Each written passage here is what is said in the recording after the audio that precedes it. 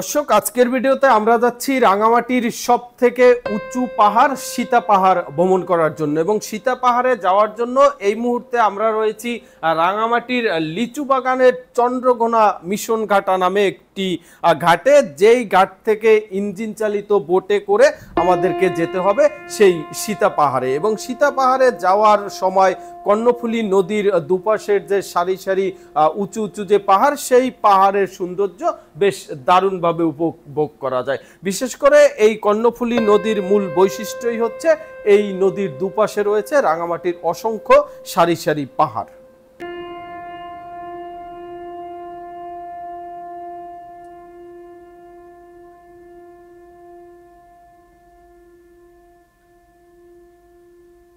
দর্শক, আমার এপাশটাতে যে স্টিলের যে স্থাপনাটি দেখতে পাচ্ছেন, এটি হচ্ছে রাঙামাটির সেই বিখ্যাত কর্ণফুলী পেপার মিলের একটি ভবন।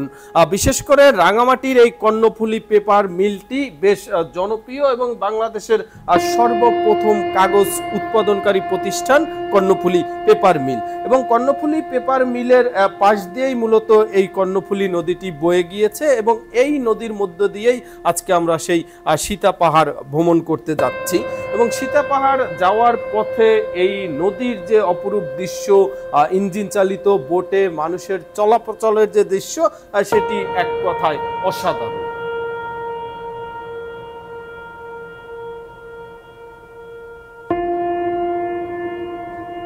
দর্শক, রাঙামাটির কর্ণফুলী নদীর অপরূপ সৌন্দর্য দেখতে দেখতে আমরা অলরেডি চলে এসেছি সীতা পাহাড়ের যে ঘাটটি রয়েছে সেই ঘাটে। মূলত এই ঘাট থেকেই আমাদের সীতা পাহাড় ভ্রমণের যে ট্রেকিং, সেই ট্রেকিং শুরু হবে।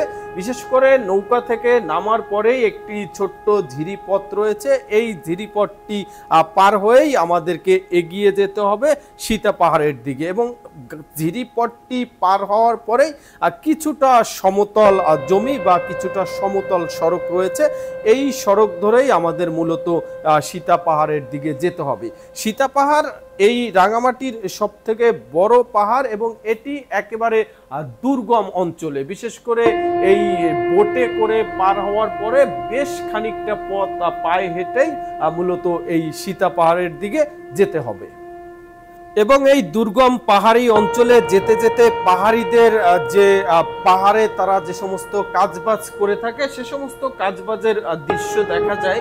যদিও এ সমস্ত অঞ্চলের যারা পাহাড়ি ক্ষুদ্র নিগোষ্ঠীর মানুষ রয়েছে, তারা পর্যটকদের সাথে খুব একটা কথা বলতে চায় না।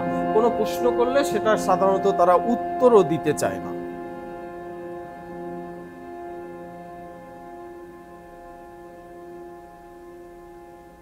দর্শক, যাচ্ছি সীতার পাহাড়ে এবং সীতার পাহাড়ে যাওয়ার পাহাড়ি যে রাস্তা বা পাহাড়ি যে পথ একেবারেই নির্জন। আমার পিছনের এই যে রাস্তাটি দেখতে পাচ্ছেন, এর এক পাশটা পুরোটাই পাহাড়।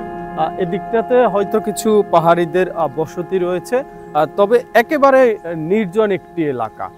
এ পাশটা দেখলে কিছুটা গ্রামীণ একটা ফিল পাওয়া যায়।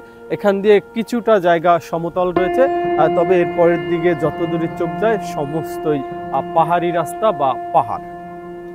দর্শক, কিছুটা সমতল সড়ক পার হওয়ার পরে এখন আমাদের মূলত সীতা পাহাড়ের যে মূল যে পাহাড়ের যে অংশটি রয়েছে সেই অংশে উঠতে হবে। এবং সেই অংশে ওঠাটা আসলে বেশ কষ্টকর। অর্থাৎ এখানে যে রাস্তাগুলি রয়েছে এগুলি একেবারেই খাড়া। দেখতে পাচ্ছেন প্রচুর খাড়া রাস্তা, কখনো উঁচু কখনো নিচু।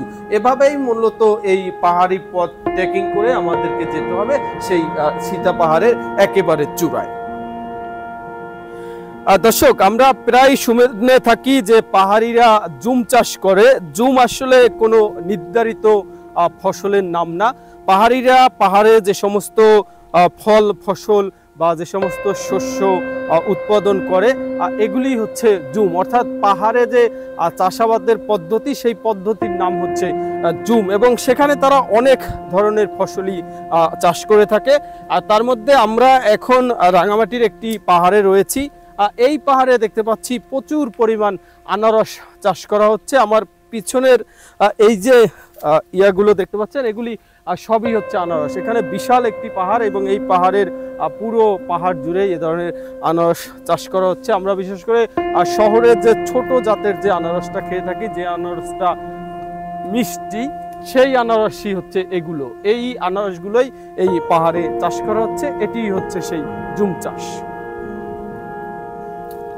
এবং জুম চাষের অংশ হিসেবে পাহাড়িরা পাহাড়ে যেমন ধান চাষ করে, বিভিন্ন ফল ফসল চাষ করে, তেমনি এই সীতা পাহাড়ে এসে দেখতে পাচ্ছি প্রচুর পরিমাণ তেঁতুল। অর্থাৎ এই সীতা পাহাড়ে যে সমস্ত গাছ রয়েছে তার অধিকাংশই আমার কাছে মনে হচ্ছে তেঁতুল গাছ।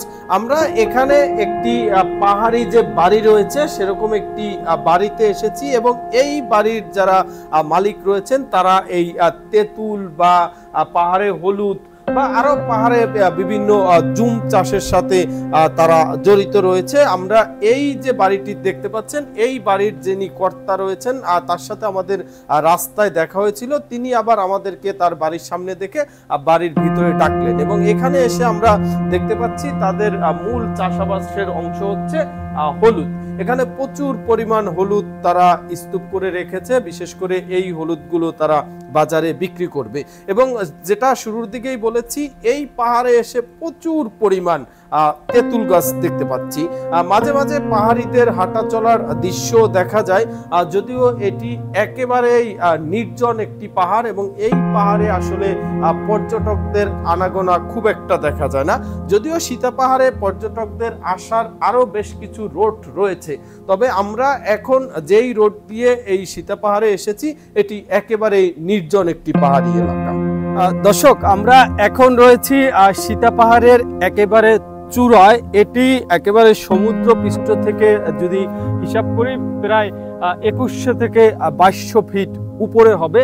আমার পিছনে এই যে পাহাড়গুলো দেখতে পাচ্ছেন এগুলি সবই সীতা পাহাড়েরই অংশ।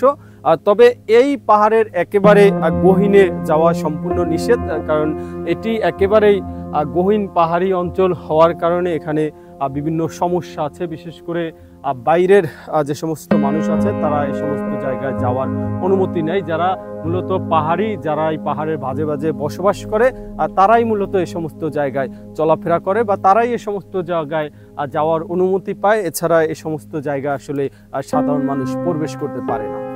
দর্শক, এগুলি হচ্ছে সীতা পাহাড়ের একদম চূড়ায় যে জুম ঘর। এই জুম ঘরে মূলত জুমের ফসল বা পশু যেগুলো আছে লালন পালন তারা করে, ছাগল, ভেড়া বা অন্যান্য যে সমস্ত গৃহপালিত পশু আছে সেগুলো তারা রেখে থাকেন।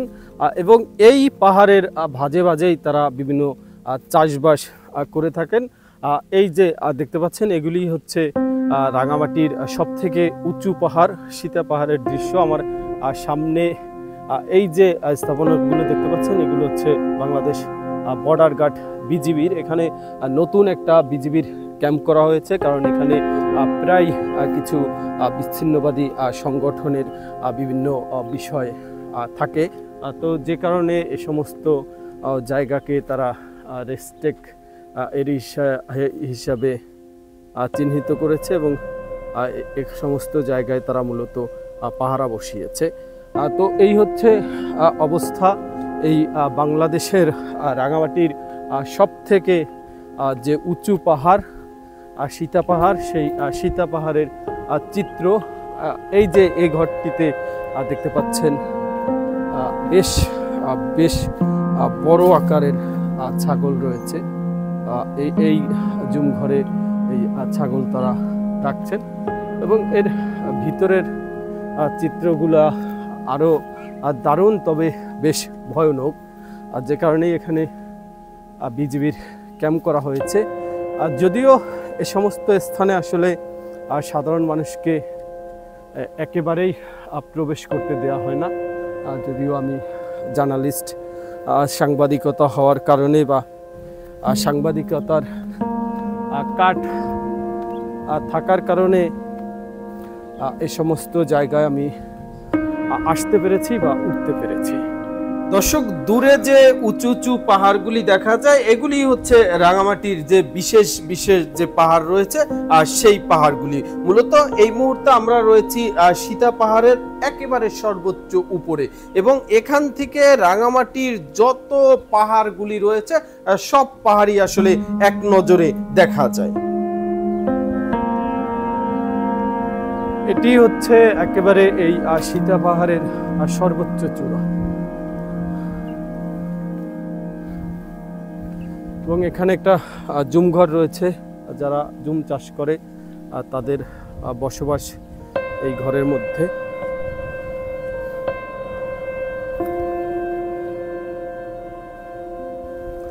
দেখতে পাচ্ছেন এখানে তেঁতুল, বরই, বিশেষ করে মৌসুমী যত ফলমূল রয়েছে সে সমস্ত ফলমূল তারা সংগ্রহ করে। এছাড়া এটা একটা পেঁপে বাগানের মতো, প্রচুর পরিমাণ পেঁপে এখানে চাষ করা হচ্ছে। আর সামনেই হচ্ছে আমাদের সেই বিজিবি যে ক্যাম্পটি, সেই ক্যাম্প।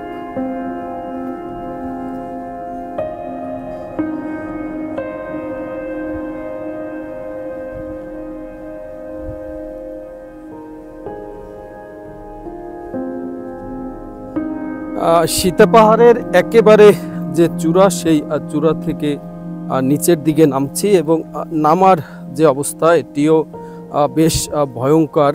বিশেষ করে পাহাড়ি সড়কগুলো এরকম ভয়ঙ্করই হয়। পাহাড়ি সড়কগুলোতে আসলে ওঠাটা বেশ কষ্টসাধ্য, নামাটাও বেশ কষ্টসাধ্য। তবে ওঠার থেকে নামাটা কিছুটা সহজ। সেটা হচ্ছে আপনার শরীরের যে ওয়েট, সে ওয়েটটি বইতে হয় না নামার সময়, এটি অটোমেটিকলি আপনি নেমে যেতে পারবেন, কিন্তু ওঠাটা বেশ কষ্টসাধ্য। দর্শক, আজকের ভিডিওতে আমরা ছিলাম রাঙামাটির সর্ব উচ্চ পাহাড় সীতা পাহাড়ে। সীতা পাহাড়ের অপরূপ সৌন্দর্য আপনাদেরকে দেখানোর চেষ্টা করেছি। যদিও এটি দুর্গম একটি পাহাড়ি অঞ্চল, এখানে আসলে চলাফেরা করাটা বেশ রিস্ক, তারপরে যতটুকু সম্ভব হয়েছে দেখানোর চেষ্টা করেছি।